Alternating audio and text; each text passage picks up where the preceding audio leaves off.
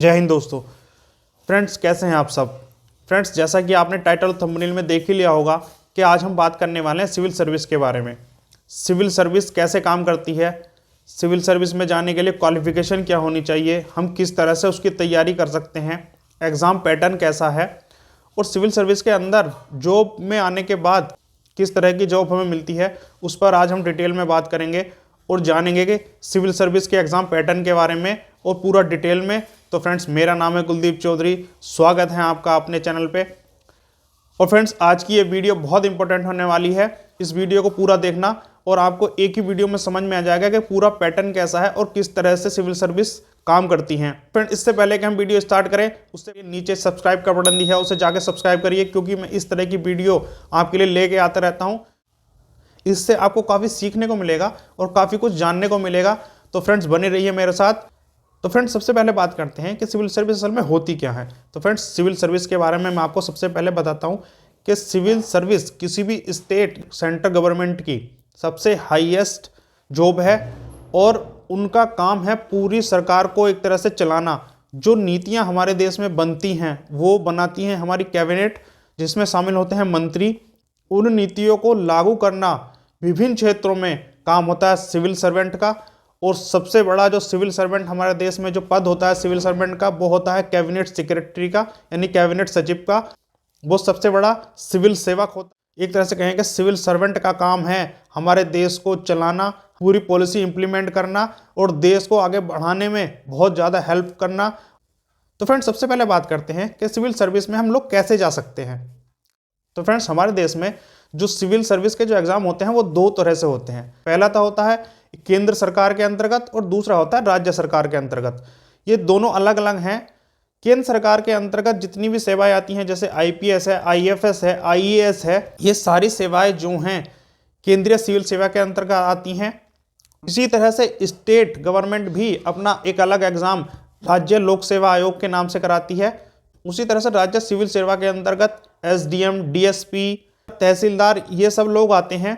केंद्रीय स्तर पर जो सिविल सर्विस का एग्जाम होता है उसको आयोजित करवाता है यूपीएससी, यानी कि यूनियन पब्लिक सर्विस कमीशन। और राज्य स्तर पर जो सिविल सर्विस की वैकेंसी आती हैं वो आती हैं राज्य लोक सेवा आयोग के अंतर्गत।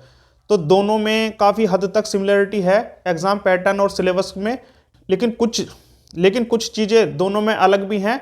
तो यहाँ पर जो बात करने वाले हैं हम यूपीएससी की बात करने वाले हैं, यानी यूपीएससी के द्वारा जो सिविल सर्विस का नोटिफिकेशन जारी होता है, आज उसी के बारे में हम डिटेल में बात करने वाले हैं, यानी केंद्रीय सेवाओं के बारे में हम बात करने वाले हैं। तो फ्रेंड्स, अब बात करते हैं हम एक और important topic, qualification, age limit और मिलने वाले अटेम्प्ट्स के बारे में।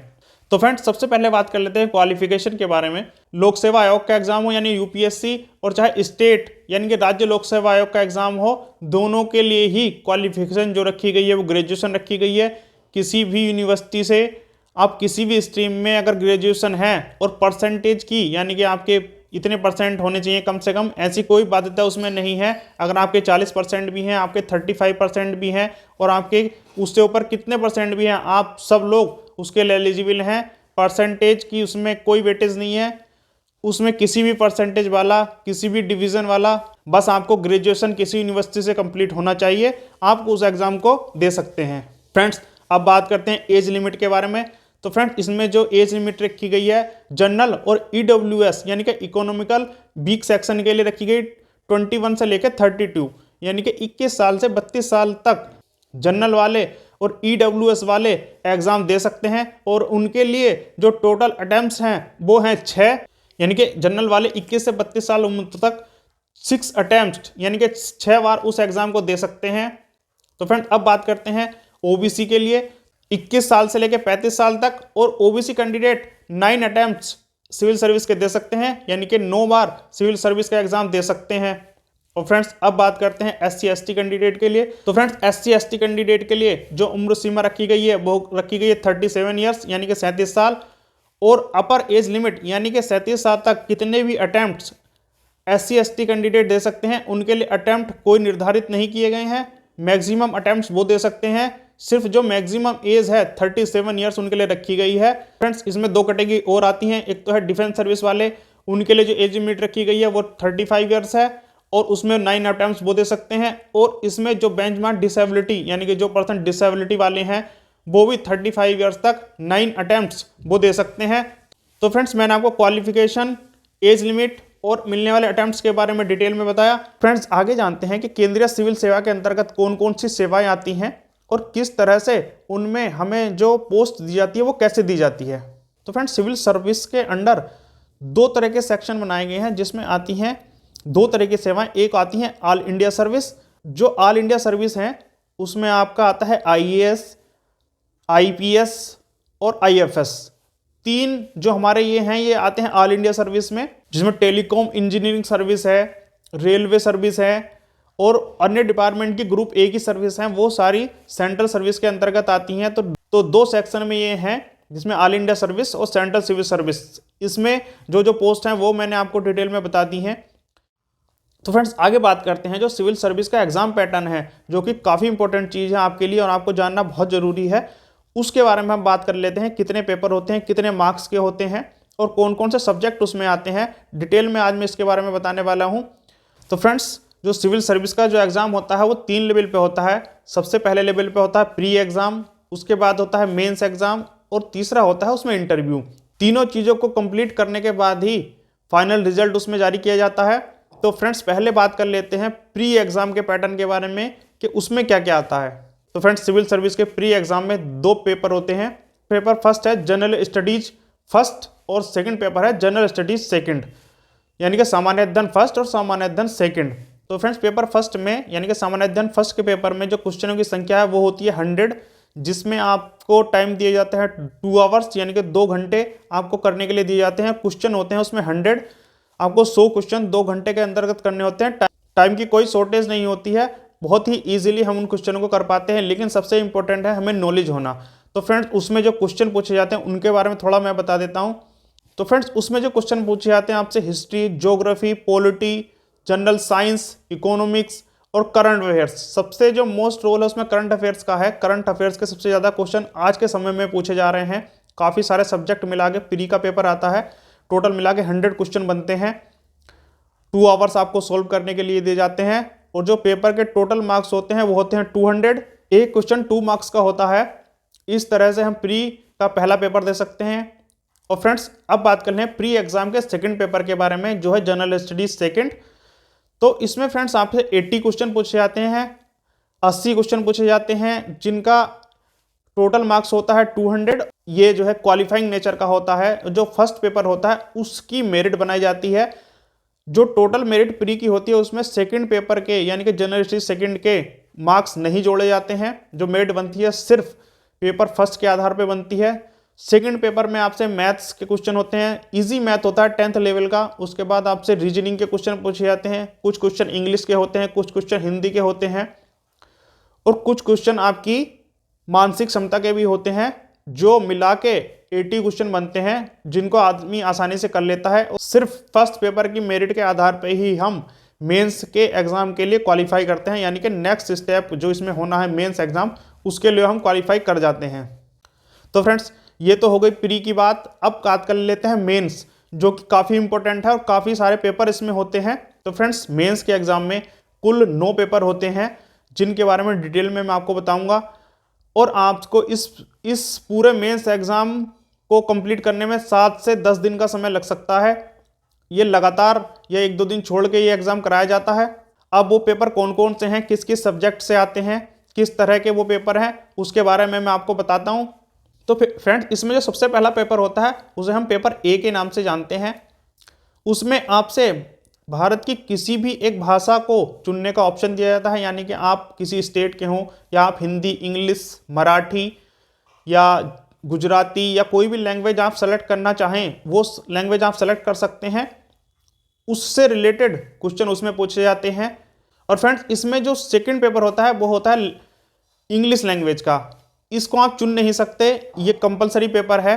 इसमें आपसे इंग्लिश लैंग्वेज से रिलेटेड क्वेश्चन पूछे जाते हैं। इंग्लिश से रिलेटेड सारे क्वेश्चन, लगभग सारे क्वेश्चन इसमें पूछे जाते हैं। 300 नंबर के ये 2 पेपर होते हैं।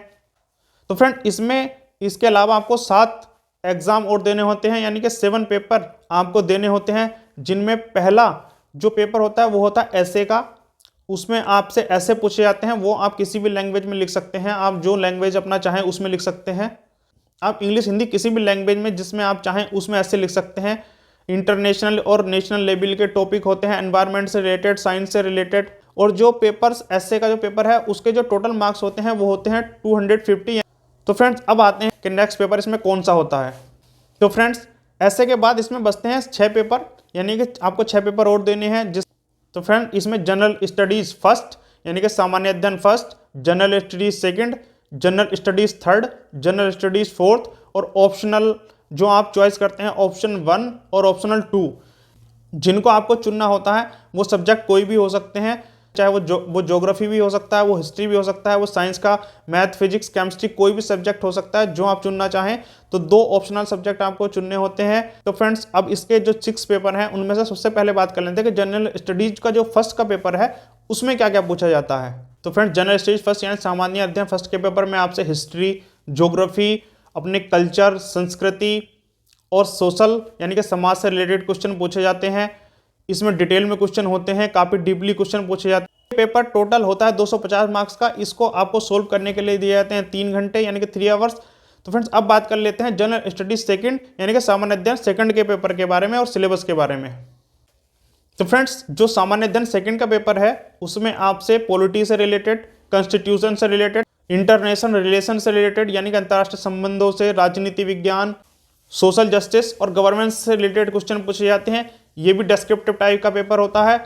इसमें जो टोटल मार्क्स होते हैं 250 और आपको इसको सोल्व करने के लिए भी 3 घंटे दिए जाते हैं।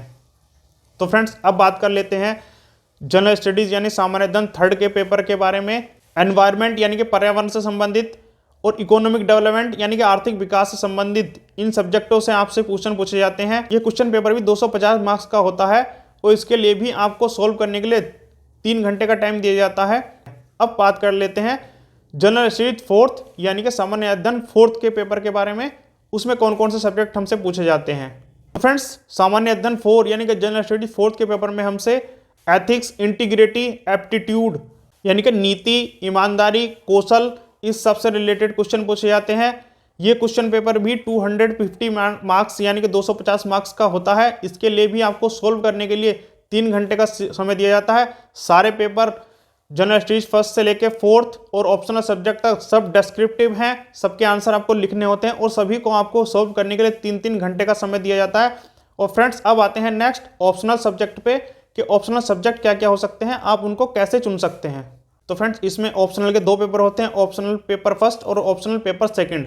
ऑप्शनल पेपर फर्स्ट और ऑप्शनल पेपर सेकंड में आप अपने पसंद के कोई भी 2 विषय चुन सकते हैं, 2 सब्जेक्ट चुन सकते हैं, जिनमें आप बायोलॉजी का कोई subject, zoology, botany, economy, history, geography, science का कोई सब्जेक्ट, साइंस का अन्य कोई सब्जेक्ट, मैथमेटिक्स, फिजिक्स, केमिस्ट्री या जो भी आपको अच्छा लगता हो या आर्ट साइड का कोई भी सब्जेक्ट जिसमें आपकी रुचि हो उसको आप दोनों पेपर में चुन सकते हैं। और उनको दोनों को आपको डिस्क्रिप्टिव में लिखना होता है। दोनों के मार्क्स 300 होते हैं। 3 आवर्स का टाइम आपको उनको सोल्व करने के लिए दिया जाता है। इस तरह से इन एग्ज़ाम को देके मेंस एग्ज़ाम कंप्लीट हो जाता है। कुल 9 पेपर आपको देने होते हैं और इनके मार्क्स के आधार पे इनकी टोटल एक मेरिट बनाई जाती है और उस मेरिट के आधार पे फ्रेंड आपको इंटरव्यू के लिए बुलाया जाता है। जो भी स्टूडेंट्स मेरिट के आधार पे हाईएस्ट मार्क्स रखते हैं उनको इंटरव्यू देने का मौका मिलता है। अब फ्रेंड्स बात करते हैं इंटरव्यू और फाइनल मेरिट। तो फ्रेंड्स मेंस के एग्ज़ाम देने के बाद आप जाते हैं इंटरव्यू के लिए। उसमें आपसे किसी भी टॉपिक पे क्वेश्चन पूछा जा सकता है। आपकी ईमानदारी, आपकी जो निर्णय लेने की क्षमता है उसके बारे में, आप अपने चारों तरफ किस तरह से देखते हैं चीज़ों को उसके बारे में, और आपके क्विक डिसीजन के बारे में यानी कि बहुत कम समय में बहुत जल्दी डिसीजन लेने की क्षमता आप में है कि नहीं, इसके बारे में, आपके बिहेवियर के बारे में, आपके हॉबी के बारे में, आप क्या क्या शौक रखते हैं और आपकी लाइफ में आप किन किन चीज़ों को इंपॉर्टेंट देते हैं उससे रिलेटेड, यानी कि किसी भी चीज़ से रिलेटेड क्वेश्चन आपकी निर्णय क्षमता और बाकी चीज़ों को देखने के लिए इंटरव्यू में आपसे क्वेश्चन पूछे जाते हैं। इस तरह से लगभग 5 से 10 मिनट या उससे भी ज़्यादा थोड़ा इंटरव्यू का टाइम होता है। तो फ्रेंड्स अब बात कर लेते हैं फाइनल मेरिट के बारे में। तो फ्रेंड्स प्री, मेंस और इंटरव्यू देने के बारे में एक फाइनल मेरिट बनाई जाती है और पोस्ट प्रेफरेंस भी डाली जाती हैं, जिसमें आप अपनी पोस्ट प्रेफरेंस डाल सकते हैं। यानी कि आपको अगर आईएएस में जाना है तो आप आईएएस सेलेक्ट कर सकते हैं, आईपीएस, आईएफएस, जो अन्य सेंट्रल सर्विस की पोस्ट मैंने बताई थी आप उसमें से कोई भी पोस्ट चुन सकते हैं। वो पोस्ट जो मिलती हैं आपको मेरिट और मार्क्स के आधार पर मिलती हैं, यानी तो जो हमें पोस्ट अलॉट होती हैं वो दो चीज़ों पर डिपेंड करती हैं। एक तो हमारे मार्क्स के आधार पर, एक हमारे भरी जाने वाली पोस्ट प्रेफरेंस के आधार पर। आपने अगर आईपीएस भरा है और आपके मार्क्स अच्छे हैं तो आपको आईपीएस मिलेगा। आपने आईएएस भरा है और आपके मार्क्स अच्छे हैं तो आपको आईएएस मिलेगा। और अगर आपके मार्क्स कम हैं तो सेंट्रल सर्विस की किसी भी सेवा को आपको अलॉट किया जा सकता है और आप उसमें सेलेक्ट किए जा सकते हैं। तो फ्रेंड्स, आज मैंने आपको डिटेल में सिविल सर्विस के बारे में बताया। तो मैं आगे स्टेट सिविल सर्विस यानी कि राज्य सिविल सेवा के लिए एक अलग से वीडियो आपके लिए बनाऊंगा जो काफ़ी इन्फॉर्मेटिव होगा। तो फ्रेंड्स, अगर ये वीडियो आपको अच्छा लगा हो, आपको कुछ सीखने को मिला हो, तो प्लीज़ नीचे जाके सब्सक्राइब के बटन पर क्लिक करके चैनल को सब्सक्राइब करके जरूर जाना। वीडियो को लाइक करें, दूसरों से शेयर करें, और इससे रिलेटेड या कोई भी क्वेरी आपको हो तो प्लीज़ कमेंट सेक्शन में कमेंट करके जरूर पूछ सकते हैं। मैं आगे ही एजुकेशन से रिलेटेड बहुत अच्छा वीडियो आपके लिए लेके आऊँगा, और उसके लिए आप बेल आइकन को प्रेस कर लीजिए जिससे आगे मैं कोई भी वीडियो डालूँ तो उसका नोटिफिकेशन आप तक पहुँच सके। तो फ्रेंड्स, तब तक खुश रहिए, मुस्कुराते रहिए। मैं आगे बहुत जल्द आपके लिए वीडियो लेके आऊँगा। जय हिंद।